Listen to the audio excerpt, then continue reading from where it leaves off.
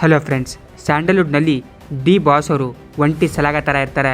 ಅವರ ವಿರುದ್ಧ ಯಾರೇ ತೊಡೆ ತಟ್ಟಿದ್ರು ಕೂಡ ಕೇರ್ ಮಾಡಲ್ಲ. ಆನೆ ನಡೆದಿದ್ದೇ ದಾರಿ ಎನ್ನುವಂತೆ ಅವರಿಗೆ ಅನಿಸಿದ್ದನ್ನೇ ಮಾಡುತ್ತಾರೆ. ಇದೇ ಕಾರಣಕ್ಕೆ ಇಂದಿಗೂ ಕೂಡ ಇವರನ್ನು ನೋಡಲು ಕೋಟಿ ಕೋಟಿ ಜನಸಾಗರ ಬರುತ್ತೆ. ಹೌದು, ಇವರು ಜೈಲಿಗೆ ಹೋಗಿ ಬಂದರೂ ಕೂಡ ಇವರ ಕ್ರೇಜ್ ಇನ್ನಷ್ಟು ಹೆಚ್ಚಾಗಿದೆ ಹೊರತು ಒಂಚೂರು ಕೂಡ ಕಡಿಮೆ ಆಗಿಲ್ಲ. ಇದು ಡಿ ಬಾಸ್ ಅವರ ಗತ್ತು ಅಂತಲೇ ಹೇಳ್ಬೋದು. ಎಂದಿಗೂ ಕೂಡ ರಾಜನಂತೆ ಇರ್ತಾರೆ, ಯಾರಿಗೂ ಕೇರ್ ಮಾಡಲ್ಲ. ಡಿ ಬಾಸರು ಹೆಚ್ಚಾಗಿ ಹಚ್ಚಿಕೊಂಡಿದ್ದ ಯಾರನ್ನಪ್ಪ ಅಂದರೆ ಸುಮಲತಾ ಹಾಗೂ ಅಭಿಷೇಕ್ ಅಂಬರೀಷ್ನ. ಹೌದು, ಇವರು ಜೈಲಿಗೆ ಹೋದಾಗ ಸುಮಲತಾ ಅವರು ನೋಡೋಕ್ಕೆ ಬರಲಿಲ್ಲ.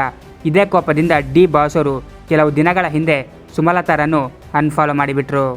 ಆದರೆ ಡಿ ಬಾಸ್ ಅವರು ಮೀಡಿಯಾ ಮುಂದೆ ಬಂದು ಯಾವುದೇ ರೀತಿಯ ಪ್ರತಿಕ್ರಿಯೆಯನ್ನು ನೀಡಲಿಲ್ಲ. ಇದರಿಂದ ಸುಮಲತಾ ಅವರಿಗೂ ಕೂಡ ತುಂಬಾ ಕನ್ಫ್ಯೂಷನ್ ಉಂಟಾಗಿತ್ತು. ಇಂದು ಮಾಧ್ಯಮದವರು ಅಭಿಷೇಕ್ ಅಂಬರೀಷ್ ಅವರನ್ನು ಡಿ ಬಾಸ್ ಬಗ್ಗೆ ಕೇಳಿದರು. ಆಗ ಅಭಿಷೇಕ್ ಅಂಬರೀಷ್ ತುಂಬಾ ಕೋಪಗೊಂಡ್ಬಿಟ್ರು. ನೀವು ಮೀಡಿಯಾದವರು ಇಲ್ಲದೆ ಇರೋದನ್ನೆಲ್ಲ ಹಾಕಿ ನಮ್ಮಿಬ್ಬರ ನಡುವೆ ತಂದಿರ್ತೀರಾ ಅಂತ ನೇರವಾಗಿಯೇ ಬೈದ್ಬಿಟ್ರು. ಅಷ್ಟಕ್ಕೂ ಡಿ ಬಾಸ್ ಹಾಗೂ ಇವರ ನಡುವೆ ಏನಾಗಿದೆ ಅಂತ ಯಾರಿಗೂ ಕೂಡ ಗೊತ್ತಾಗ್ತಿಲ್ಲ. ಇದರ ಬಗ್ಗೆ ನಿಮ್ಮ ಒಪಿನಿಯನ್ ಏನು?